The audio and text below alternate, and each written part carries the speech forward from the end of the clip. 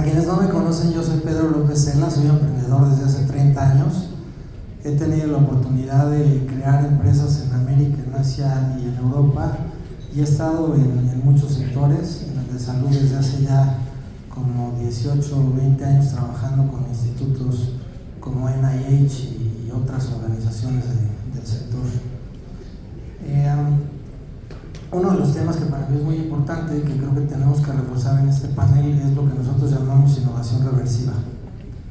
Estamos súper emocionados por lo que implican los dispositivos médicos a nivel mundial, un mercado que vale más de $600 billones y demás, con unos crecimientos compuestos de más del 6%, que es muy impresionante. Pero para nosotros es todavía más emocionante que mucha de esa innovación ahora viene del sur global. Antes, para ese tipo de tecnología, siempre estábamos viendo al norte, tratando de entender qué están haciendo en Massachusetts, qué están haciendo en Tel Aviv. Y hoy por hoy, mucha de la innovación, por lo menos eso dice la Organización Mundial de la Propiedad Intelectual, viene de lugares como México, como Argentina, como Vietnam.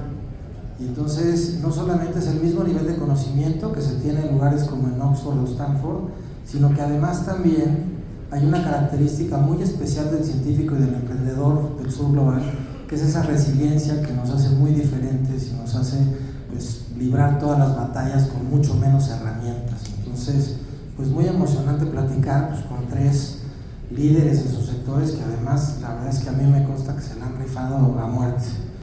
Uno de los grandes retos para quienes innovan en dispositivos médicos es navegar un entorno complejo y regulado.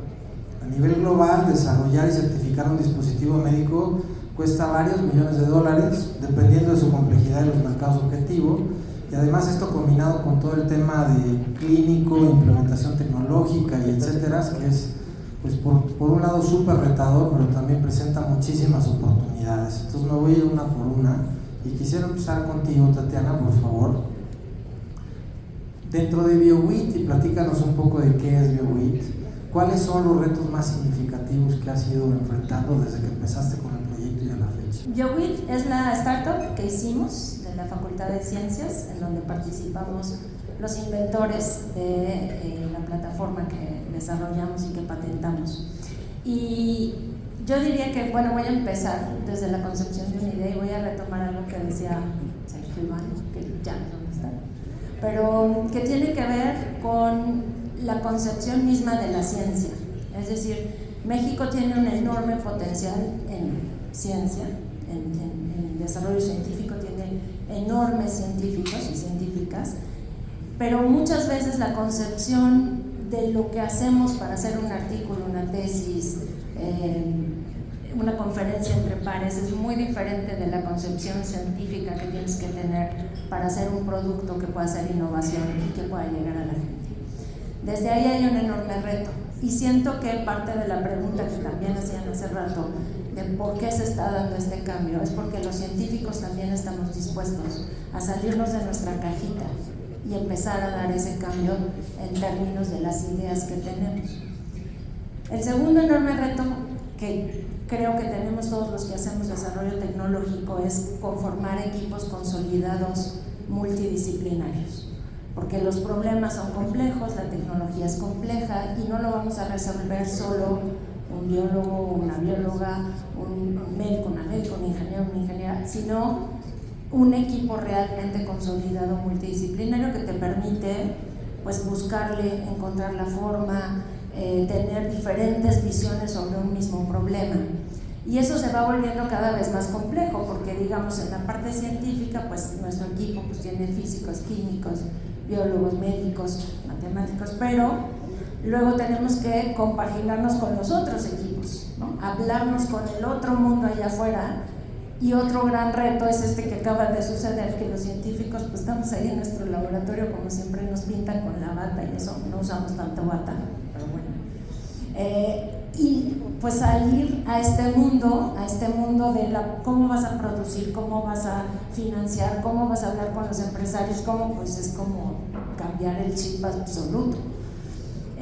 Y es todo un lenguaje diferente. Entonces ese es otro enorme reto que yo siento estamos empezando a dar y estamos empezando a decir, a ver, yo sé hasta aquí, tú enséñame el resto y vamos a trabajar juntos. Y bueno, yo diría que esos son los principales retos que yo veo, pero otro súper importante es que muchas veces los científicos vemos soluciones a problemas que el resto del universo no ve. O sea, no ven ni el problema ni la necesidad de la solución. Entonces es importante que estemos dispuestos a abrirnos, a escuchar si sí es un problema, si sí es una solución, si sí se puede producir, si no se puede producir, y no solo decir es una excelente idea porque yo ya publiqué 5 artículos o 6 artículos al respecto, porque de ahí a que sea una innovación hay un enorme trayecto que estamos aprendiendo a recorrer. En ese tenor, Erika, tú que estás en INMEGEN, que vienes también de la UNAM, ustedes también desarrollando temas muy de ciencia para llevar al mercado, ¿cómo ha sido la experiencia? Pues mira, ha sido enfrentarte a muchas situaciones. O sea, de entrada, desde las personales, creo yo que como científicos, investigadores, no nada más es un mundo dentro del laboratorio, como dice Tatiana. En realidad somos padres de familia, también somos personas, también convivimos con la gente. Y entonces tenemos diferentes etapas de la vida que creo yo que no podemos desarticular de nuestras invenciones, nuestros gustos y todo. Entonces, no nada más es entender las problemáticas allá afuera, es entender nuestras problemáticas, pero como bien dice Tatiana, creo que uno de los retos importantes es la comunicación asertiva entre los diferentes actores que pueden generar estos canales de conducción hasta tener el producto. O sea, desde cuál es el problema, quiénes son los grupos que vamos a conformar dependiendo de las etapas en las que estamos. Eso todavía no lo tenemos muy bien digerido. Creo que es una de las cosas que tenemos que entender muy claras, porque el científico no en todo puede estar. Tampoco no todos los que desarrollan la parte de mercadotecnia o la parte del producto, los maquiladores, o sea, tenemos que entender muy bien las funciones que cada uno podemos llevar a cabo, creo yo, ¿no? Asimilar ese proceso. Y también, bueno, algo que pasa mucho, yo no sé, en México es, como investigadores nos piden una serie de requisitos que quitan toda la energía para hacer muchas otras cosas más. Entonces, quizá también siempre dicen, enfócate en una sola cosa para que seas bastante productivo y no en 20.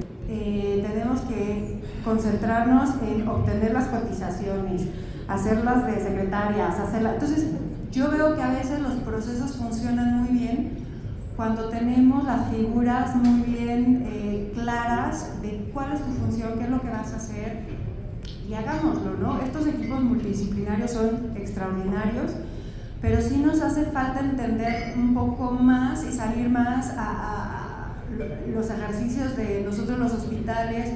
Nosotros dialogamos mucho, en mi caso yo soy bióloga, pero dialogo todo el tiempo con el equipo clínico que conformamos para estudiar a las mujeres embarazadas, sobre todo por programación del desarrollo, y entonces tengo que entender cuáles son las limitaciones que ellos también tienen para poder yo desarrollar un producto que les permita hacer una predicción asertiva, ¿no? o mejorar también para ellos sus necesidades, porque hay que entender también a la parte que está enfrente trabajando con la paciente, ¿no? Entonces, como que hay que tener una apertura, yo creo, a todas las necesidades, comprendernos en todos los aspectos, y creo que el conformar estos equipos estratégicos es muy importante, que todavía creo que hay una cultura en México que estamos aprendiendo, o sea, ¿no? Y creo que a lo mejor esos procesos nos podrían ayudar. Ustedes, Mercedes, con Preventix llevas un trayecto interesante, un producto que ya está en el mercado,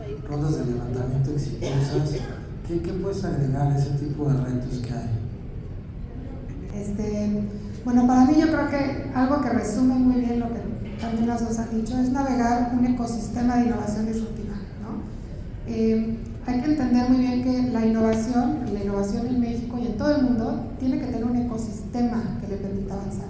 No basta con tener solamente un equipo multidisciplinario, sino que necesitas que los inversionistas, los agentes regulatorios, la academia, las universidades, las instituciones públicas, y que haya también gente capacitada que quiera formar parte de estos equipos porque tienen un incentivo para formar parte de ellos. Yo siento que uno de los retos más grandes que hemos tenido en Teamcer, en el lanzamiento de estos proyectos tan interesantes que hemos tenido, la verdad, es que no hay esa comunicación entre los actores del mismo ecosistema, ¿no? No hay, sé que han habido avances y Cofepris dice vamos a avanzar y vamos a innovar, ¿no? Pero luego vas con el INPI y el INPI te obliga a publicar. Y cuando publicas, te obliga a que no tengas publicaciones para poder patentar, ¿no? Pero las instituciones académicas te obligan a publicar para que te puedan dar avances, ¿no? Entonces, dicen, bueno, sí, como instituciones vamos en los doctorados a promover la investigación, no sé, pero tienes que publicar. Y cuando llegas al INPI, el INPI te dice, no, pues ya no hay patente porque ya publicaste, ¿no? Y cuando llegas a Cofepris te dicen, no, pero es que necesitas esta serie de cosas, pero no te voy a decir cómo porque corrupción sí te recibo, ¿no? Entonces, es muy difícil poder avanzar, ¿no? Nosotros no somos, bueno, yo no soy, claro, somos un grupo muy grande de investigadores, yo no soy investigadora, yo soy de estos que nos animamos a invertir en proyectos e investigadores que trajimos a la panza de esta empresa que ha sido muy importante, pero sí veo que hay una descoordinación entre todos estos esfuerzos de innovación y eso es un reto enorme, porque cuando tú traes una innovación disruptiva, que claramente no hay un camino claro en la innovación, en la normativa, en cómo entrar, dónde entras con tu producto, cómo lo debes de diseñar, y vas con las instituciones a pedir consejo y no te abren la puerta, es muy difícil, ¿no? No, tiene que haber no solamente un esfuerzo de cada una de las instituciones y de los actores. Por ejemplo, en México me parece que hay unas 350 o 400 empresas mexicanas de biotecnología. Solamente el 3% mete patentes. Solamente el 3%. En México, solamente el 6% de las patentes otorgadas son de mexicanos. La inversión en la mujer es menos del 3% de la inversión total en temas de salud para la mujer, ¿no? Y esto te habla, no solamente por un tema de género, sino también por un tema de que no existe el ecosistema, o sea, existen esfuerzos aislados, pero a mí me encantó en donde se siente Cofepris, con el INPI, con un fondo de inversión, con un científico y con un emprendedor, y con un director de una universidad y resuelvan sus problemas. Y decir, oye, ¿cómo alineamos todos los esfuerzos?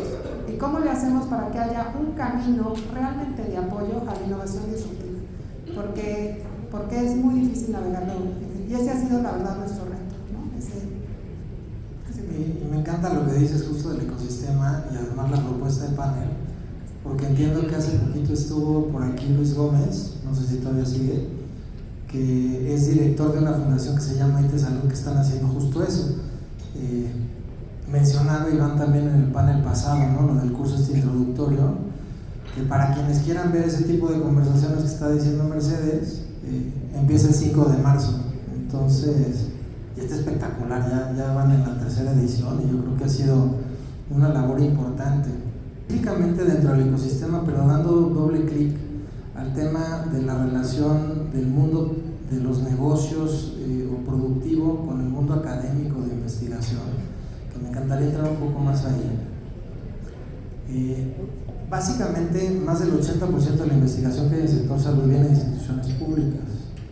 Menos del 10% logra la transferencia de tecnología exitosa y de los que la logran, pues el porcentaje de producto exitoso en el mercado es todavía menor.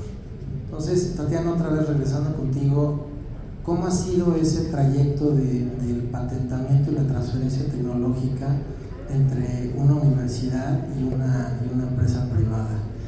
Si tuviera que describir así con algo que todos conocemos, es como ir al parque de las diversiones, aquí a la Medusa, al Batman, sin tomar pastilla para el mareo. O sea, es una locura, por lo que justamente acaba de decir Mercedes. O sea, pareciera que es como que los que decidimos entrarle, científicos o que decidimos entrarle, no queremos cumplir ciertas normas o no queremos, pues esfuércense tantito más, pero no es tantito más. Pues es que yo ponía ese ejemplo desde el lenguaje.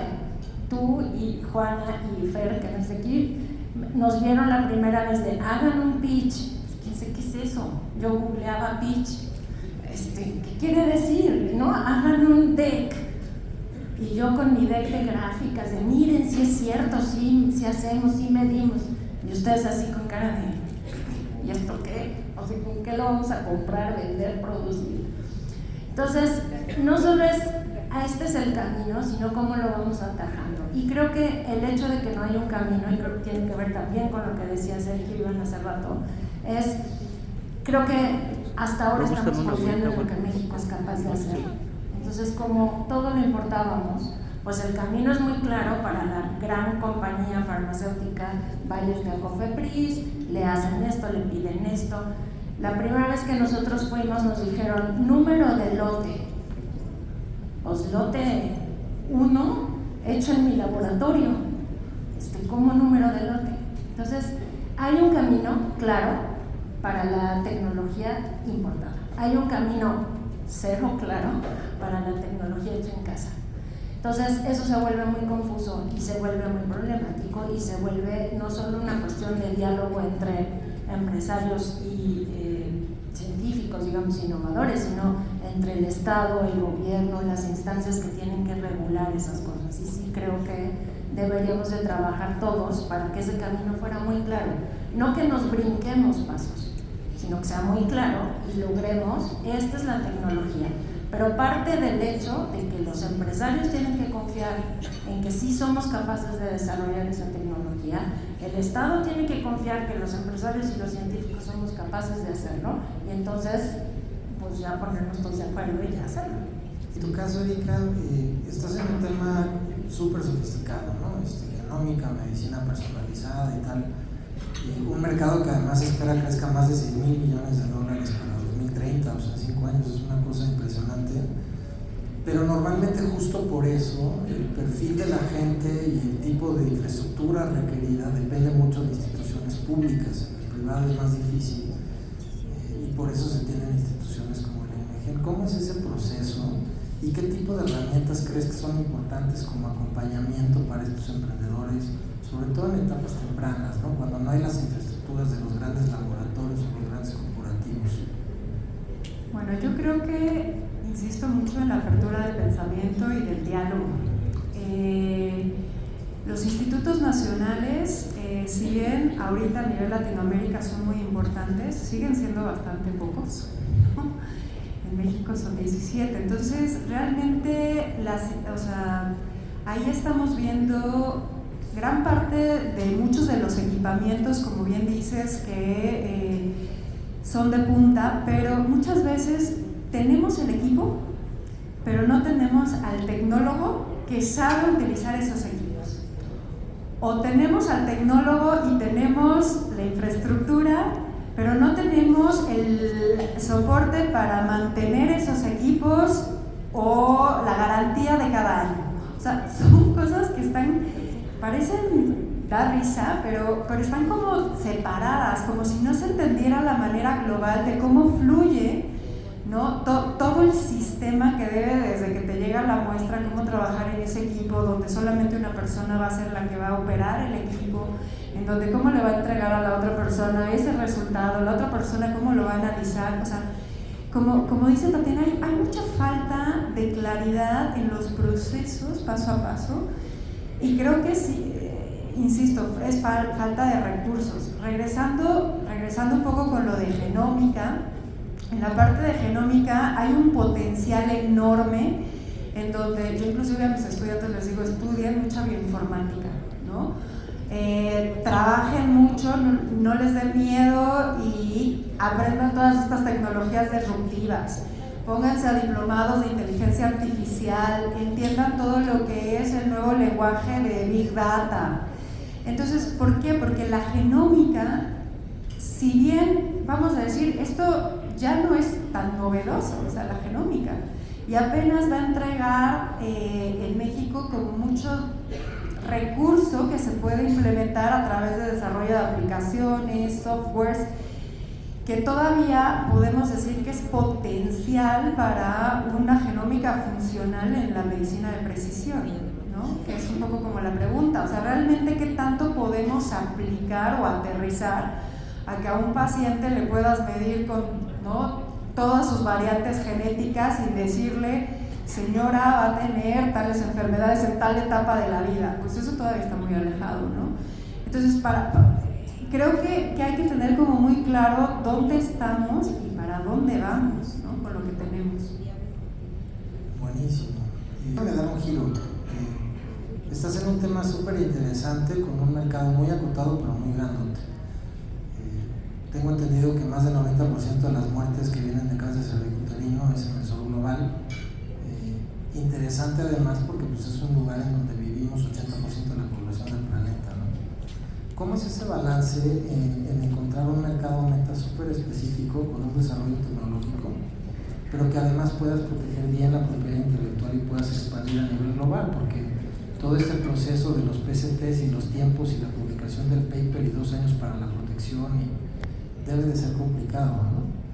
Sí, se vuelve un tema muy complicado, pero es algo fundamental para la innovación, ¿no? Yo te diría que lo más clave es escribir una buena patente, ¿no? Nosotros sí pasamos por un proceso con otras invenciones en donde la patente no se escribió bien, y es una lástima porque se pierde por un tema procesal que no le quitan ni le ponen, pero pues es un tema procesal. Es encontrar a los asesores correctos. En eso sí hay que invertir y en eso sí hay que poner. Y ahí sí pongo también un punto importante. Nosotros metimos la patente no solamente en México, sino en Estados Unidos de manera inicial. Y primero no la hicieron en Estados Unidos, ¿no? Y es un tema fundamental del que hablábamos hace rato, en donde no está México acostumbrado a recibir innovación mexicana. Las instituciones no están acostumbradas a que tú llegues a explicarles desde cero lo que estás haciendo. Y aunque no hay un camino, y no esperamos que haya un camino 100% seguro o claro, porque la innovación disruptiva no solamente innovas en el producto, sino en el proceso para llevarlo al mercado, porque por eso es disruptivo, ¿no? Si no, no sería, pues es algo nuevo. La normativa no puede contemplar todas las innovaciones futuras y cómo normarlas, pero sí tiene que haber una apertura a la innovación. Y lo pongo como ejemplo, hablando también de que estos incentivos tengan que estar alineados, tiene que haber un entendimiento sobre qué es lo que está sucediendo en la innovación mexicana. Como el 80% se ve en institutos, hay paciencia, ¿no? Y un instituto no quiebra si otro instituto se tarda 6 meses, 8 meses o 1 año en aprobar o hacer. Pero las startups sí, nos morimos. Entonces, lo que acaba pasando es que se acaba yendo la innovación a donde pueda haber fondeo, un camino más seguro y en donde no se muera la innovación, ¿no? Entonces nosotros, para contestar la pregunta un poco más al grano, justamente es cómo sacamos el tema a nivel internacional. Uno es que encontramos un problema global, que no solamente es para mujeres mexicanas, sino que realmente es para todas las mujeres del mundo, que es la detección temprana de cáncer cervicuterino con metodologías menos invasivas, ¿no? Y a bajo costo, lo cual era fundamental tener un producto claro y que pudiera realmente salir y escalarse a nivel internacional. Y 2, que nosotros hicimos una patente y invertimos mucho dinero a tener la patente. Te puedo decir que incluso se frenó en algún momento el desarrollo por no tener dinero para el desarrollo, porque favorecimos la patente. Porque sabíamos que tener una patente sólida era fundamental. Y no es fácil, ahorita estamos en 88 países con la patente y no es fácil coordinar 88 países, ¿no? Y si no tienes una firma detrás que le dé validez y que le dé esta robustez, sobre todo en frente de los inversionistas, entonces tu producto realmente puede valer cero, ¿no? Entonces eso es mi consejo si alguien está buscando hacerlo. Muchas gracias. Pasar a comentarios finales. Pregunta súper trillada, pero creo que vale la pena. ¿Qué le hubieran dicho a su Tatiana o a su Mercedes o a su Erika de hace 5 o 10 años cuando iban a empezar a emprender, que hubiera sido de valor en todo este viaje que han tenido de desarrollo de propiedad intelectual, negociación con el centro de investigación o la universidad, pláticas o no con la COFEPRIS o con el INPI, inversionistas, patentes? ¿Cuál es ese mensaje que le hubieran dado? Empezamos contigo. Sí, vean la feria sin Dramamine, está genial, es maravilloso. Es un viaje, aprendes muchísimo, sí hazlo, así lo hubiera hecho. ¿Vas a desesperar? No tires la toalla, sigue adelante, sí lo vamos a lograr. Y bueno, creo que Iván lo dijo hace rato con mi nombre, pero en realidad debería de ser, sí vamos a lograr que en este país se reconozca la innovación, se invierta y podamos ser un país soberano en tecnología. Sí lo vamos a lograr porque estamos metidos en ello, así que ahí vamos, no nos vamos a dejar. Creo que también le hubiera dicho, convéncelos de hacer IT Salud desde antes, porque es muy importante que después de nosotros llevamos pues ya casi 9 años y muchas vueltas que realmente se hubieran podido evitar. Eso me parece una genial idea que creo que hay que seguirla, concretarla y ampliarla, ¿no? Y nada, escucha, aprende, que está genial, que son cosas nuevas que te van a sacar de tu zona de confort, como científica digo yo, pero que realmente valen la pena. Bueno, yo les diría, por ejemplo, a los jóvenes, ¿no? que se metan con todo. O sea, yo tengo un corazón de biotecnóloga y entonces me hubiera gustado desde más joven, ¿no?, haber incursionado como innovadora y emprendedora, yo creo que desde que entré a la carrera. Entonces, si empezamos con jóvenes, con estas ideas, cultura del negocio, de la ciencia aplicada, que hay un estigma en la ciencia por ahí, como que se cree que solo se tiene que generar conocimiento y la publicación, sino cortar estos estigmas, romper estos paradigmas y estas creencias y aventarnos como podamos para ir aprendiendo, haciendo pininos. Vamos, ya tendríamos 20 años de ventaja de lo que ahora nos agarran más maduritos, con una ¿no?, entendiendo más los procesos. Pero yo creo que esa es una de las cosas muy importantes, o sea, desde las universidades comenzar a inundar de este tipo de educación a todos los niveles y a nivel multidisciplinario. Yo les dejaría como esa parte porque pues son los que arrancamos, ¿no? Todos. Yo me hubiera dado 2 consejos. Uno, que lo logramos superar, pero no tengas miedo al fracaso, ¿no? Muchas veces en la innovación tenemos miedo, es que no sé si va a funcionar, no sé si no va a funcionar. Entonces mejor nos esperamos hasta tener 100% todas las cartas en la mano para decir, lánzate, como tú dices, ¿no? En el fracaso también hay éxito y hay aprendizaje. Y yo no conozco una innovación en el mundo que no te digan, híjole, nos costó mucho llegar a esto que tenemos, porque aprendimos de los fracasos en el camino. En México le tenemos mucho miedo al fracaso. Y más cuando estás levantando en fondos de inversión, casi que quieren que les así garantices al 100% cuál es el... Oye, híjole, esto es innovación, ¿no? Y creo que es importante plantearlo siempre en las amenazas y en los fracasos que vas teniendo para enseñar también que has crecido y que has aprendido y que vas a llegar a donde tienes que llegar por resiliencia y porque tienes el conocimiento para lograrlo, ¿no? Esa sería una primera parte que es importante. Y la segunda parte que me parece fundamental como consejo es aprende a escuchar, pero no escuches a todos. En el medio también hay mucha gente que se dice experta y que no lo es. Y alguien que no estaba en el medio, porque yo no soy investigadora o no era, ¿no? Y no soy bióloga y no participé, llegan y te dicen el experto en el no sé qué, y cambias tu modelo de negocio porque tienes esta inseguridad de que no perteneces al medio y que alguien experto en el medio, y al final te acabas dando cuenta de que no, o sea, que no entendía bien el producto. Tienes que confiar en lo que tu gente y tu equipo está haciendo y escucha más a tu equipo que está contigo, que es multidisciplinario y que tiene la camiseta bien puesta, y los asesores que vengan y te ayuden, por supuesto hay que estar abiertos y tener un consejo multidisciplinario, pero también ten mucho cuidado a quién escuchas, porque en estas primeras etapas, y quedan 3 minutos, no sé si alguien quiera decir, pero si les pasó lo mismo que a mí, pero hay mucho hablador y muchas veces cambias tu modelo de negocio y cambias incluso tu innovación por escuchar a la gente incorrecta porque son expertos, ¿no? Entonces eso es algo que yo hubiera hecho. Esto no estoy diciendo que no tengamos consejos, al contrario, hay que saber a quién escuchar y nada más tener sabiduría en ese tema. Yo los dejo con 2 puntos que para mí siempre han sido importantes. El primero es que industrias como la de dispositivos médicos son parte de la palanca de gestión del cambio. Y eso creo que lo tenemos que comunicar de manera más potente.